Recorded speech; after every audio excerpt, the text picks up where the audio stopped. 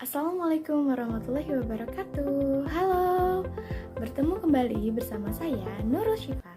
Pada kali ini kita akan membahas mengenai apa sih itu bahan ajar berbasis komputer?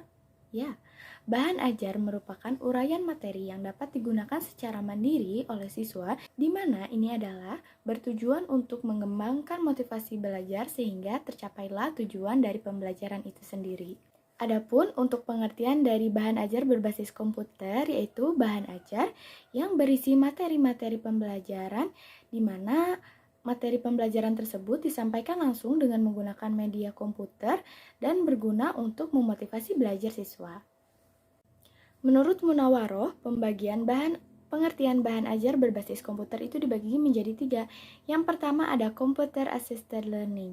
Computer Assisted Learning ini merupakan proses pembelajaran yang menggunakan media komputer sebagai sumber informasi teknologi. Yang kedua adalah CBT. CBT atau Computer Based Training itu berisi perangkat lunak atau software yang digunakan dengan memanfaatkan komputer sebagai tutor atau pengajar dalam proses kegiatan pembelajaran. Yang ketiga adalah Computer Assisted Instruction atau CAI, merupakan media pembelajaran yang memanfaatkan komputer di mana siswa akan belajar secara individual. Hal ini dimanfaatkan oleh guru-guru untuk mengembangkan individualitas atau kemampuan siswa dalam belajar.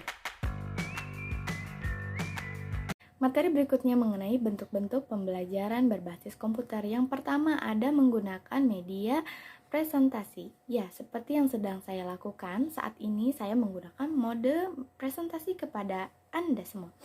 Ada yang tahu apa itu presentasi? Ya, presentasi adalah penjabaran yang dilakukan oleh si pemateri yang bermaksud agar audiens mengerti atau memahami apa yang disampaikan oleh si pemateri. Dalam pembelajaran komputer sendiri, sudah banyak sekali digunakan media presentasi ini dalam melakukan pembelajaran. Tidak hanya ruang lingkup perkuliahan, kadang SMA, SMP, bahkan SD pun sudah menggunakan media presentasi sebagai alat utama yang dilakukan dalam kegiatan pembelajaran. Nah, beberapa keunggulan yang bisa dapat apabila kita menggunakan presentasi sebagai bentuk media pembelajaran. Yang pertama, lebih mudah dalam segi visualisasi. Kenapa? Karena dengan presentasi kita dapat menyematkan atau menyisipkan gambar ataupun video yang terkait dengan materi ajar yang akan kita bahas. Oleh karena itu, biasanya siswa akan lebih paham atau lebih cepat menangkap maksud yang kita tujukan. Keunggulan yang kedua yaitu dapat terjadinya diskusi, di mana diskusi ini dalam pembelajaran sangat dibutuhkan. Di mana pada saat presentasi, diskusi yang dimaksudkan adalah ketika si pemateri setelah selesai memaparkan materi ajarnya, maka audiens biasanya akan melakukan tanya jawab ataupun sharing mengenai materi yang telah dijabarkan. Nah, tugas dari narasumber sendiri yaitu menjawab apa yang ditanyakan oleh audiens. Oleh karena itu, bentuk presentasi itu sangat mudah dan sangat digandrungi di kalangan pembelajaran saat ini. Selanjutnya, selain menggunakan bahan presentasi, kita juga bisa menggunakan komputer dan memanfaatkannya dalam bentuk CD sebagai pembelajaran yang interaktif. Dalam penggunaan CD pun sama sebenarnya dengan tadi presentasi. Nah, tetapi bedanya kalau dengan menggunakan CD, dia itu kita tidak usah repot-repot menjabarkan suatu materi ajar, di mana dalam CD tersebut sudah dijabarkan materi-materi yang akan disampaikan. Nah, di dalam materi yang akan disampaikan tersebut biasanya sudah disertakan dengan suara, gambar, teks yang tentunya mendukung dalam kegiatan pembelajaran. Bentuk program pembelajaran berbasis komputer yang ketiga itu ada video pembelajaran. Seperti yang sedang saya lakukan saat ini, selain dengan menggunakan metode presentasi, saya pun menggabungkannya menjadi sebuah video pembelajaran mengenai bahan ajar berbasis komputer. Biasanya dengan menggunakan video pembelajaran itu memiliki keunggulan yang lebih banyak dibandingkan dengan program bahan ajar lain. Misalnya, yang pertama, karena dengan video biasanya memvisualisasikan bentuk, kata-kata, gambar dari si pemateri secara langsung sehingga audiens dapat memvisualisasikannya dengan mudah. Selanjutnya, untuk keunggulan yang kedua itu terdapat kemudahan dalam mengakses video pembelajaran. Seperti yang kita telah ketahui bahwasanya dengan perkembangan teknologi yang sudah sangat pesat ini, video-video pembelajaran itu sudah banyak beredar di sosial media yang ada di kalangan masyarakat. Contohnya seperti Instagram, TikTok, ataupun YouTube, dan media-media lain. Biasanya siswa cenderung lebih senang apabila menggunakan media pembelajaran berbasis video pembelajaran seperti ini karena dirasa sangat mudah dipahami dan lebih disukai karena bentuk visualisasinya terlihat lebih nyata. Setelah mempelajari tentang bentuk-bentuk pembelajaran berbasis komputer, selanjutnya kita akan membahas mengenai karakteristiknya nih. Karakteristik dari bahan ajar berbasis komputer. Nah, yang pertama itu adalah bersifat sistemik. Sistemik itu apa sih? Sistemik adalah bahan ajar yang menggunakan suatu bentuk konsep yang menghubungkan konsep-konsep tersebut berdasarkan keterkaitan antara keduanya. Misalnya, bahan ajar tersebut disusun berdasarkan rangkaian yang paling umum ke khusus, misalnya dari judul besar ke judul tengah dan ke judul kecilnya, berurutan sifatnya. Dalam penyusunan secara sistemik ini dibagi menjadi dua. Yang pertama itu ada linear, bersifatnya atau garis lurus. Maksudnya nanti atau konsep dari suatu bahan ajarnya itu disusun secara lurus, dimana untuk pemaparannya itu dia itu hanya menggunakan konsep-konsep intinya saja. Seperti untuk menu A itu berisi tentang konsep utama, lalu menu B berisi tentang konsep anak dari menu utama, dan selanjutnya. Sehingga akan tersusunlah suatu peta konsep yang sistematis, tetapi bentuknya itu secara linear, garis lurus atau memanjang. Nah, menu yang selanjutnya adalah menu branching atau menu percabangan, di mana pada saat ini biasanya satu menu utama yang wajib itu disimpan di satu pokok paling atas, dan nantinya itu menu-menu tersebut akan dibagi-bagi menjadi beberapa subkonsep, menu A, menu B, menu C.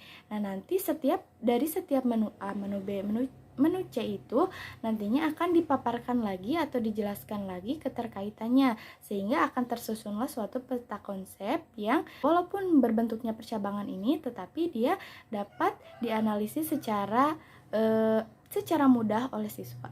Karakteristik nomor 2 dalam program pembelajaran berbasis komputer itu harus bersifat jelas dan menarik. Maksudnya bahan ajar yang akan dipaparkan itu harus jelas konsepnya kemana dan jelas terkait materi apa yang akan dibahas. Juga terkait suatu pembahasan itu harus bersifat menarik. Yaitu menarik yang dimaksud yaitu bisa dengan cara memunculkan gambar, memunculkan video animasi, sehingga siswa ataupun audiens yang akan mendengarkannya atau menontonnya itu akan merasa bahwa bahan pembelajaran tersebut menarik untuk dirinya. Nah, karakteristik yang ketiga dalam program pembelajaran berbasis komputer yaitu adalah mudah digunakan. Ya, seperti yang teman-teman rasakan sendiri bahwasanya dengan penggunaan media berbasis komputer ini sangat mudah digunakan karena kita dapat mengaksesnya dimanapun, kapanpun, asal terhubung dengan internet. Karakteristik yang keempat yaitu adalah mudah untuk diperbaiki. Nah, apabila misalnya dalam suatu bahan pembelajaran itu memiliki kekurangan ataupun kelebihan yang harus direvisi saat itu juga, biasanya dengan menggunakan bahan pembelajaran komputer dengan mudah kita dapat menghapus ataupun menambahkannya apabila dibandingkan dengan media cetak. Dengan menggunakan media cetak biasanya sulit untuk mengurangi ataupun menambahkan suatu hal yang ingin kita lakukan, dan dengan media komputer biasanya lebih mudah untuk melakukan hal tersebut. Karakteristik dalam program pembelajaran berbasis komputer yang kelima yaitu adalah mudah disebarluaskan. Kenapa? Karena dengan pembelajaran berbasis komputer ini kan manusia sudah banyak menggunakan media sosial. Nah, bisa saja dengan memanfaatkan media sosial seperti tadi, Instagram, Facebook, YouTube ataupun media-media lainnya yang digunakan untuk menyebarkan atau menyebarluaskan dari bahan ajar komputer ini. Karena dirasa sangat mudah, cukup dengan berbantuan akses internet saja, semua orang bisa mempunyai bahan ajar ataupun materi ajar yang akan ia pelajari. Selanjutnya akan kita bahas mengenai prosedur atau tata cara pengembangan bahan ajar berbasis komputer. Yang pertama adalah dengan menyusun atau membuat suatu peta konsep mengenai materi ajar. Nah, dalam kali ini peta konsep yang digunakan itu seperti yang tadi yang telah saya sebutkan, bahwasanya peta konsep ini bertujuan untuk menggambarkan atau memvisualisasikan atau memudahkan audiens dalam membaca materi ajar yang hendak disampaikan, karena dia bersifat berurutan dari yang sifatnya umum ke khusus. Yang kedua yaitu menyusun peta konsep berdasarkan sub-pokok materi dari bahan pembelajaran berbasis komputer. Prosedur yang ketiga yaitu menyusun sub-konsep yang lebih rinci dari pokok materi yang akan disampaikan, yang bertujuan agar memudahkan pada saat memaparkan materi. Yang keempat, menyusun konsep yang akan dijelaskan. Yang kelima, menyusun chart ataupun tabel sebagai bentuk visualisasi tambahan pada bahan ajar tersebut. Dan yang keenam, memilih bentuk program pembelajaran bahan berbasis komputer yang dinilai sesuai dengan materi yang akan hendak disampaikan. Seperti pada kali ini saya menggunakan video pembelajaran sebagai salah satu bentuk aplikasi dari bahan pembelajaran berbasis komputer. Selanjutnya, setelah kita memahami semua konsep-konsep tentang pembelajaran berbasis komputer, perlu kita ketahui bahwasanya pembelajaran berbasis komputer itu memiliki kelebihan serta kekurangannya. Yang pertama yang akan kita bahas yaitu mengenai kelebihan. Untuk kelebihannya, yang pertama, dapat menyatakan informasi dalam bentuk grafik ataupun gambar ataupun juga dalam bentuk teks, sehingga biasanya dalam hal ini dapat memudahkan audiens dalam memahami suatu materi ajar. Kedua yaitu bersifat interaktif dengan siswanya. Maksudnya tuh seperti yang telah saya sebutkan tadi, bahwasanya dengan menggunakan bahan ajar berbasis komputer itu dapat menjalin diskusi di antara kedua belah pihak, yaitu si pemateri dan audiensnya. Yang ketiga, dapat mengelola laporan atau respon dari siswa. Yang keempat, dapat diadaptasi sesuai dengan kebutuhan. Misalnya kita membutuhkan materi ajar mengenai bioteknologi seperti yang akan saya bahas nanti, maka kita tinggal mencarinya di sumber internet dan kita akan dengan mudah mengakses bahan ajar tersebut. Yang kelima, dapat mengontrol hardware ataupun media lain. Dan yang keenam, dapat dihubungkan dengan video untuk mengawasi kegiatan belajar. Selain memiliki kelebihan, tentunya bahan pembelajaran komputer juga memiliki kekurangan. Yang pertama, dibutuhkan pengetahuan terkait program-program yang terdapat pada komputer. Mengapa? Karena apabila seseorang yang ingin mengakses bahan ajar berbasis komputer ini bersifat gaptek, emang bisa? Nah, itu akan menjadi kendala tersendiri. Oleh karenanya, dibutuhkan pengetahuan umum atau pengetahuan awal mengenai apa saja program-program yang terdapat dalam komputer, sehingga apabila kita akan mengaksesnya nanti itu akan mudah. Lalu yang kedua, membutuhkan hardware khusus untuk proses pengembangan dan penggunaannya. Yang ketiga, hanya efektif apabila digunakan pada penggunaan seseorang ataupun dalam beberapa kurun waktu tertentu. Misalnya, untuk materi ajar pada saat ini bisa saja dibantah pada teori materi ajar yang akan dibahas 5 ataupun 10 tahun ke depan. Mengapa demikian? Karena perkembangan teknologi sangat pesat, sehingga bisa saja teori-teori baru akan bermunculan pada tahun-tahun ke depan. Oleh karenanya, hal tersebut juga menjadi kekurangan yang perlu dipertimbangkan.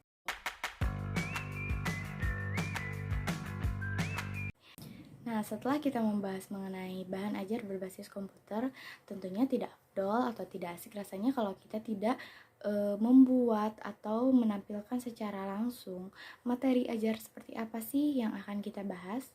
Nah, pada kesempatan kali ini saya akan membahas mengenai materi pembelajaran biologi, khususnya pada materi bioteknologi.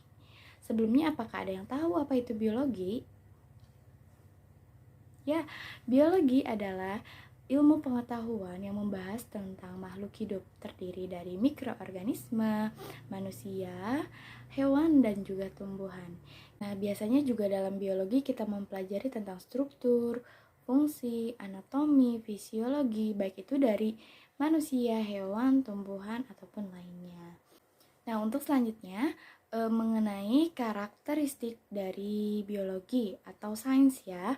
Nah, yang pertama biasanya objek yang dikaji itu bersifat konkret atau dapat dilihat oleh kasat mata.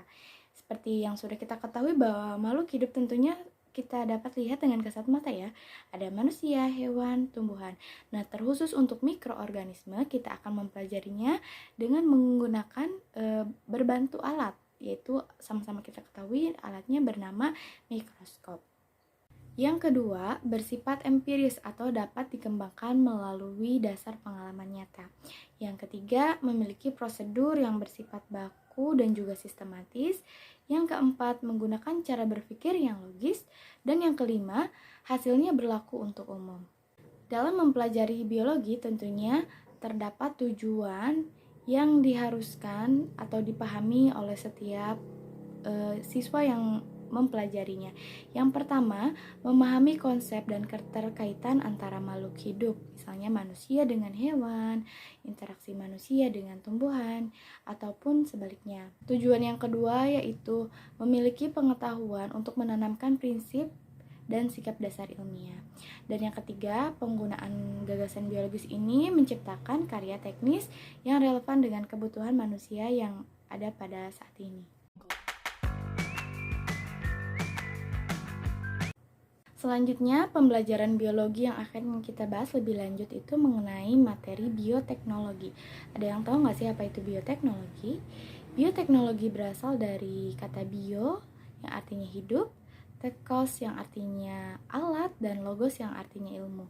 Maka bila diartikan, bioteknologi adalah cabang ilmu yang mempelajari tentang pemanfaatan makhluk hidup berupa hewan, tumbuhan, mikroorganisme seperti bakteri, virus, maupun juga produk dari makhluk hidup itu sendiri seperti protein, bioaktif, enzim, vitamin, dan sebagainya.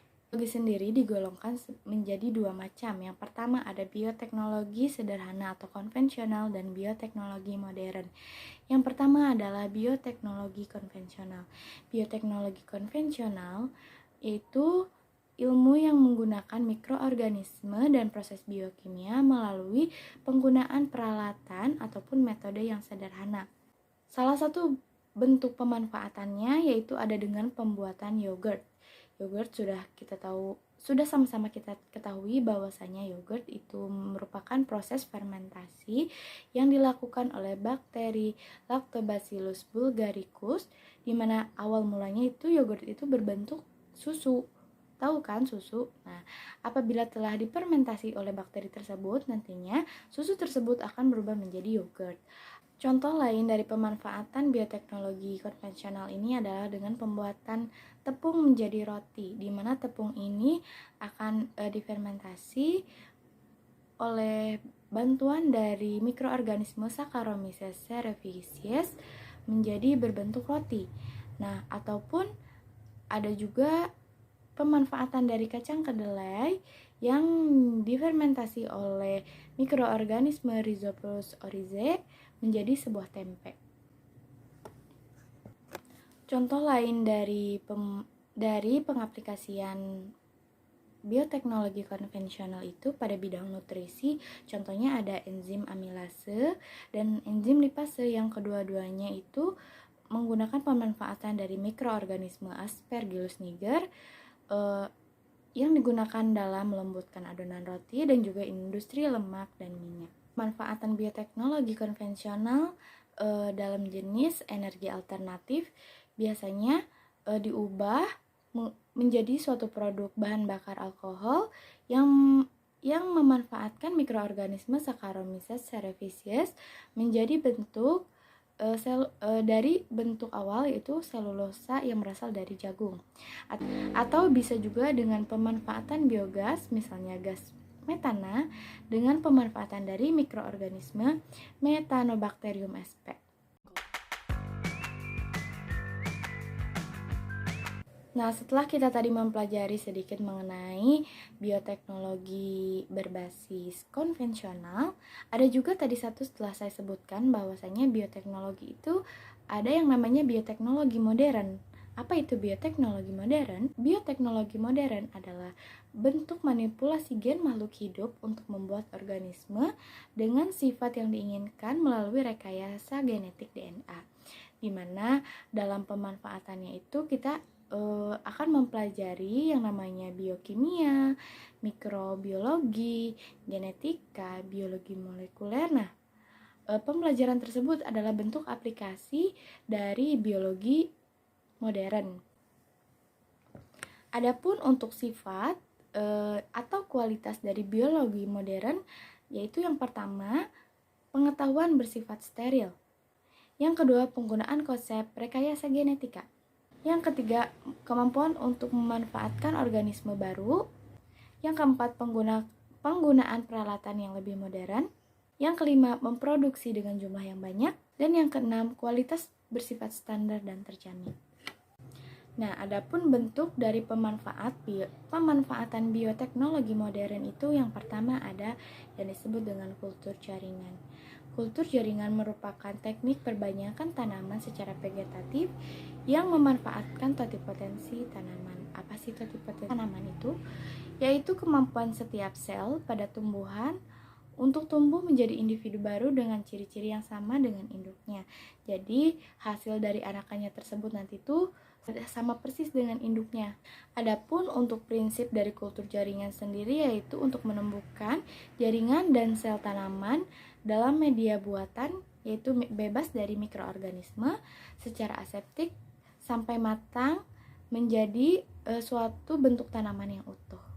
Adapun bentuk atau keunggulan yang didapatkan dalam pemanfaatan dari bioteknologi kultur jaringan ini, yang pertama adalah menghasilkan anakan yang sama dengan induknya, sehingga nanti anakan tersebut yang akan dilestarikan.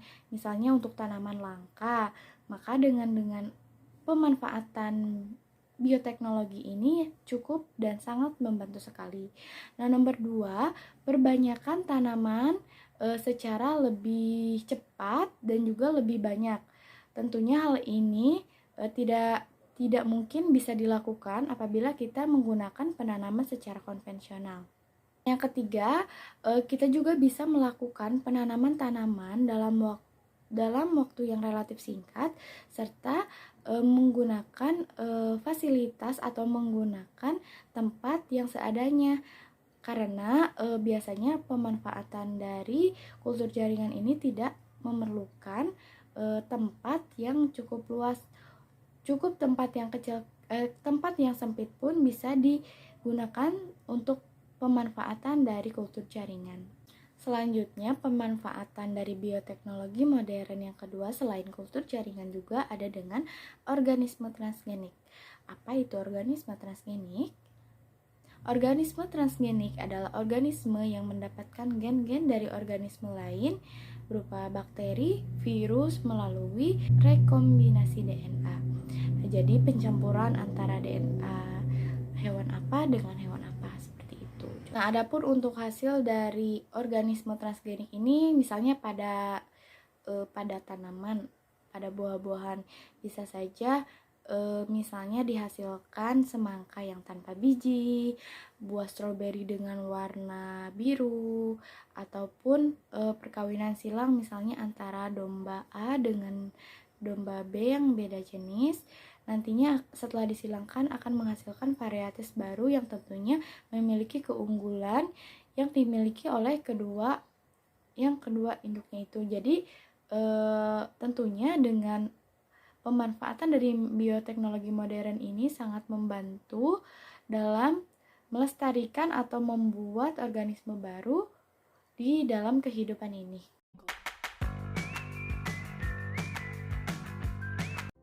Terima kasih telah mendengarkan paparan materi mengenai bahan ajar berbasis berbasis komputer pada pembelajaran biologi materi bioteknologi kali ini. Untuk kekurangan dan kelebihannya saya mohon maaf yang sebesar-besarnya. Sampai berjumpa kembali nanti di video-video selanjutnya. Terima kasih banyak. Wassalamualaikum warahmatullahi wabarakatuh.